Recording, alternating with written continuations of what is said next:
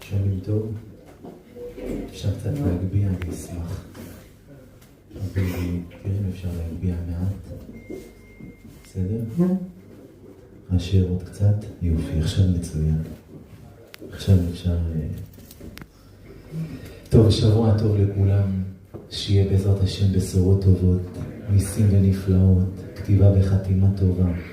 שפע עד בלידי, הקדוש ברוך הוא ימלא כל משאלות לבכם לטובה ולברכה, לששון ושמחה, ותזכו בעזרת השם לשנה הכי טובה בעולם, ברוחניות וגשמיות. תגידו וכן לנוח, בעזרת השם יתברך, ושהקדוש ברוך הוא יזכה את כולנו לזכות לעבוד את השם בשמחה ובטוב לבב, ושנזכה ליראת שמיים טהורה, ושנזכה לעשות נחת לאבינו שבשמיים. ויהי נועם אדוני אלוהינו עלינו, מעשה ידינו כוננה עלינו, מעשה ידינו כונננו.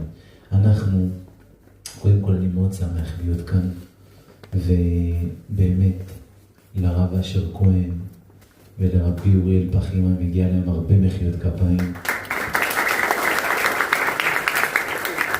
על ההתארגנות הנפלאה והמיוחדת, ואני ממש כל הכבוד לכם, ואני חושב שכדאי להוסיף קצת כיסאות, רבי אשר, לא יודע מאיפה תביא אותם, אבל שאנשים לא יעמדו ושלכולם יהיה מקום, ונזכה בעזרת השם להתחזק ביראת שמיים. יש לנו מעכשיו,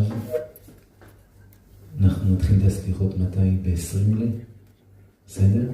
אז יש לנו בעזרת השם 35, נגנור לכם עוד איזה 5 דקות, וככה נעשה פה סליחות גם כן חזקות מאוד, ונעשה קידוש השם ונחת לאבינו שבשמיים. אז תהיו איתי ונתחזק ביחד. אנחנו נמצאים מוצאי שבת. מוצאי שבת, פרשת שופטים. אחת הפרשיות הכי חזקות בעולם.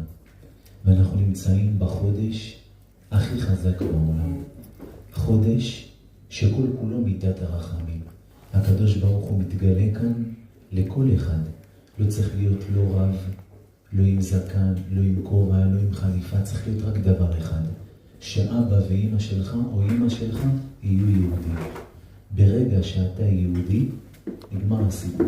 אתה והקדוש ברוך הוא זה יד אחת, נשמה אחת, כוח אחד, והקדוש ברוך הוא רק רוצה לעשות לך טוב, והשם יתברך רוצה רק לשמח אותך. כשאתה תבין